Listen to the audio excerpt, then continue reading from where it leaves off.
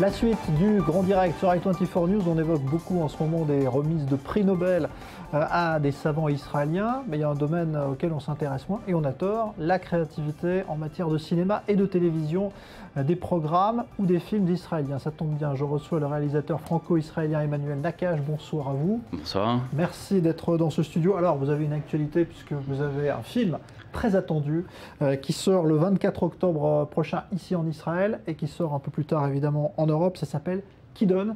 C'est une histoire assez étonnante. D'abord un mot de la traduction. Kidon, c'est un mot hébreu qui signifie baïonnette, c'est ça? Kidon, ouais, tout à fait. C'est la baïonnette et c'est le nom des unités de tueurs, entre guillemets, du Mossad. Ouais, donc c'est un film qui, on pourrait penser comme ça que ça va être un film d'espionnage avec beaucoup d'action, mais vous êtes parti d'une histoire réelle, d'un fait réel pour en faire une comédie.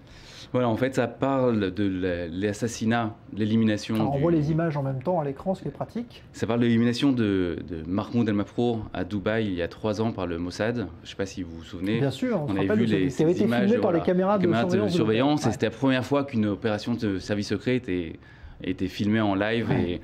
Et voilà, et donc je raconte cette histoire, sauf que je raconte ma version à moi, à savoir que ce matin-là, où on a ouvert le journal tous et vu les photos des agents du Mossad, entre guillemets. Qui avaient utilisé de vrais passeports d'ailleurs, d'identité. Des passeports, alors dans la vraie histoire, c'est a priori, même bien que ce soit jamais confirmé, c'est effectivement le Mossad qui a fait une opération assez importante pour éliminer ce terroriste.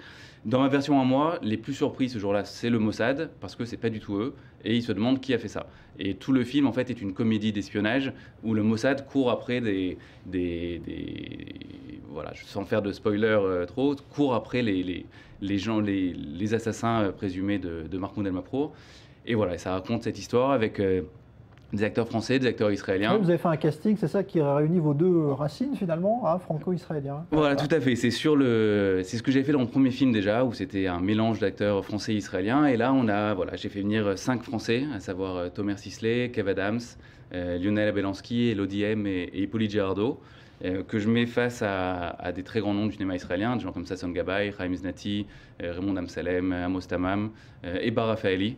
Top modèle, donc. Top modèle et qui fait partie de ces unités qui donnent dans ma version en moi. Et voilà, et je mélange tout ce petit monde pour raconter une histoire d'escroquerie, d'espionnage, ce qui est un peu nouveau en Israël. Il n'y a pas beaucoup de films de ce genre-là qui se font. Et voilà, ça sort le 24 octobre. C'est vrai que justement, on va parler de ce cinéma israélien que vous connaissez bien, même si ce n'est pas votre premier métier, hein, vous étiez à l'origine. Alors moi, à l'origine, je faisais du conseil en stratégie, donc assez éloigné du cinéma. Mais vous aviez ça en tête depuis, j'imagine, quelques temps quand même, de faire en fait, c'est assez drôle parce qu'il n'y a pas très longtemps, chez mes parents, ma mère m'a ressorti une affiche de film que j'avais dessinée quand j'avais 9 ou 10 ans, avec écrit Emmanuel Nakache en bas, donc c'était une vieille envie. Puis quand j'ai eu 18 ans, mes parents m'ont dit, mais voyons, on fait des vraies études, on connaît la chanson. Et donc ce que j'ai fait, et pendant 10 ans, j'ai fait du conseil, je travaillais dans la high-tech en Israël quand je suis arrivé. Et voilà, il y a 10 ans, j'ai décidé qu'il était temps de faire ma petite crise d'adolescence à retardement et de retourner à mes premiers amours. Et voilà. Et donc, Le Syndrome de Jérusalem, premier film. Premier film. Alors, est-ce que, justement, vous allez nous raconter votre expérience et un petit peu de voir comment fonctionne ce cinéma israélien qui rencontre beaucoup de succès quand même pour un cinéma qui a l'air d'avoir de petits budgets. Vous aussi, vous avez pu facilement monter votre premier film. Comment on fait ici, puisque ça a l'air d'être un peu pas la débrouille, mais presque. Non, le premier film, c'est dur. Ouais. c'est très dur, surtout quand on est immigrant. Et voilà, c'est un petit pays avec des petites corporations et qu'on n'est pas toujours attendu avec les bras grands ouverts. Donc le premier film, en fait, je l'ai fait avec un très bon ami à moi qui s'appelle Stéphane Belaïch. Et on a, pendant à peu près 2 ans, fait le porte-à-porte de tous les gens qu'on connaissait pour pour demander du financement. Donc on a une 60aine de très bons copains qui ont mis chacun un petit peu d'argent pour faire un film qui était un film avec un assez petit budget.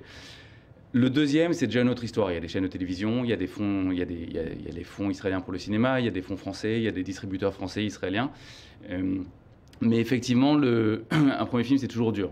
Pour un Français ou pour un Israélien, Mais par contre, je crois que j'ai oublié la, la Non, c'était question. Excuse-moi. d'expliquer comment on arrive ici dans ce pays où finalement, c'est vrai, qui est un petit pays déjà, à avoir une création aussi importante, par exemple dans le cinéma. On va prendre l'exemple du cinéma, on va parler de la télé dans un instant. Alors, le cinéma israélien, souvent quand même, il faut le dire, tourne autour du thème du conflit israélo-palestinien. Malheureusement, le cinéma est essentiellement financé par les deux grands fonds pour le cinéma. Pour que le cinéma israélien resplendisse dans le monde, il faut aller dans les grands festivals de cinéma, à savoir Cannes, Venise, Berlin. Et ce qui plaît aux sélectionneurs de ces grands festivals, en Israël en tout cas, c'est le conflit. C'est le conflit, c'est les aspects, ce qui est intéressant effectivement, mais il n'y a pas que ça en Israël.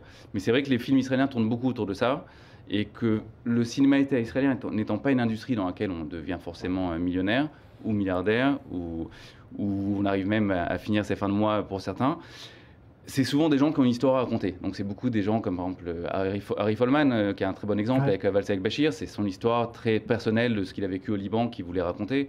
C'est le cas de la plupart des jeunes réalisateurs israéliens qui ont une histoire personnelle, que ce soit liée à leur identité, à leur passé militaire, à leur famille.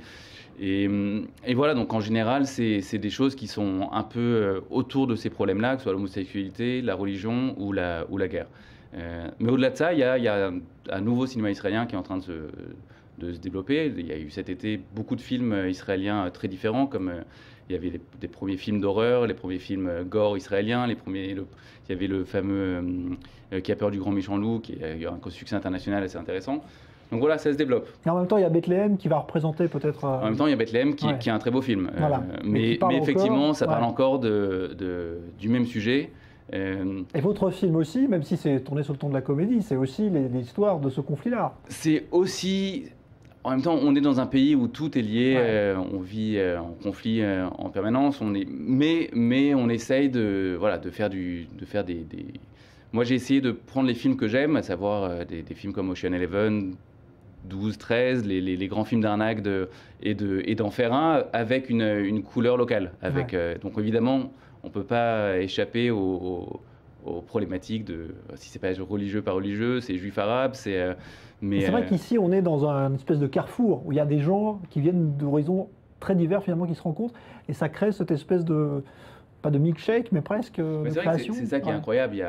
C'est un petit pays, tout jeune, dans lequel on a non seulement plein de juifs, ce qui est beaucoup d'opinions différentes, qui viennent d'à peu près partout. Il y a au milieu un conflit, il y a des religieux, il y a des laïcs, il y a le poids de l'armée, des conflits avec les Palestiniens, les guerres passées, futures peut-être. Et tout ça mis ensemble, ça génère avec un humour juif qu'on ressent assez souvent dans plein de choses. On dit souvent, il y a des études internationales qui prouvent, enfin qui montrent en tout cas, que les Israéliens sont parmi les gens les plus heureux de la planète. Ce qui est quand même assez bizarre quand on connaît le quotidien.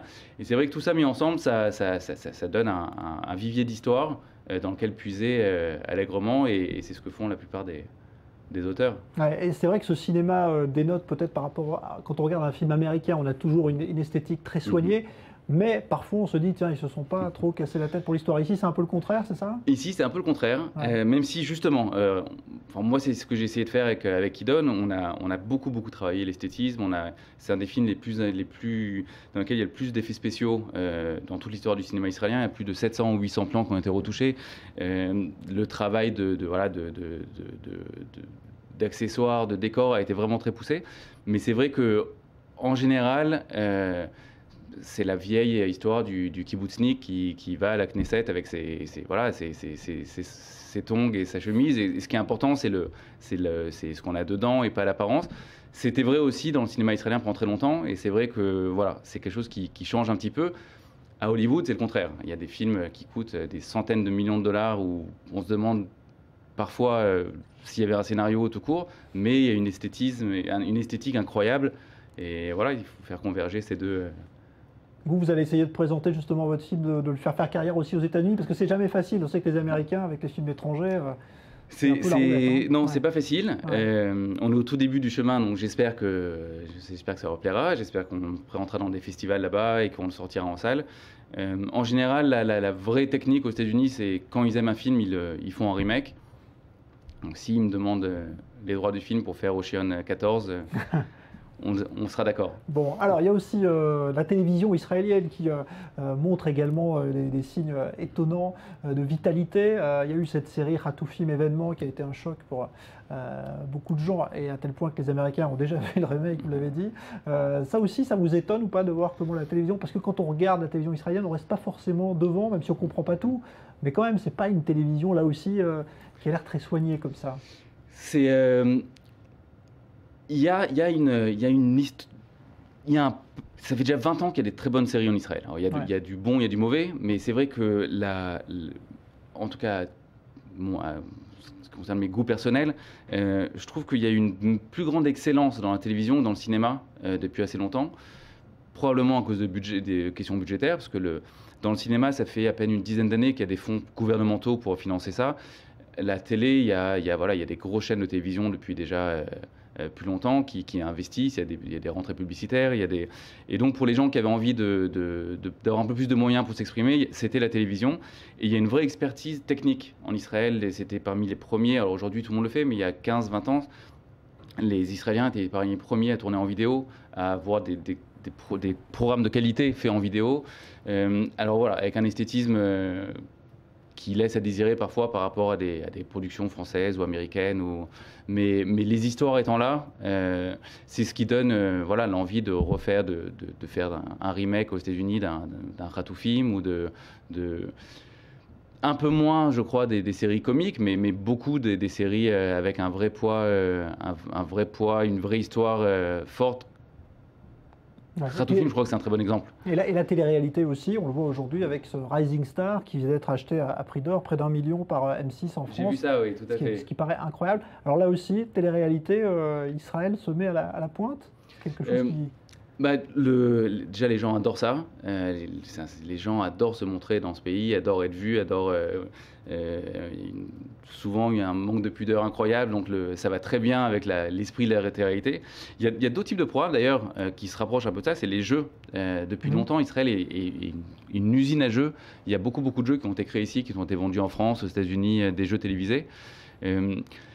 Et je crois qu'on en parlait avant l'émission, ça ressemble beaucoup au modèle de la high-tech, quelque part, où il y a des très bonnes idées, on va chercher du financement ailleurs et on se délocalise dans Silicon Valley pour la high-tech, un peu partout pour les programmes télé. Est-ce que vous avez fait, vous, par exemple, c'est-à-dire changer de métier comme ça radicalement et pouvoir monter un film, bon, peut-être avec quelques galères, vous l'avez dit, mais quand même, finalement, à l'arrivée, monter un film et devenir réalisateur, vous pensez que vous auriez pu le faire en France, votre pays d'origine, ou ça aurait été beaucoup plus compliqué? Ça aurait été beaucoup plus compliqué.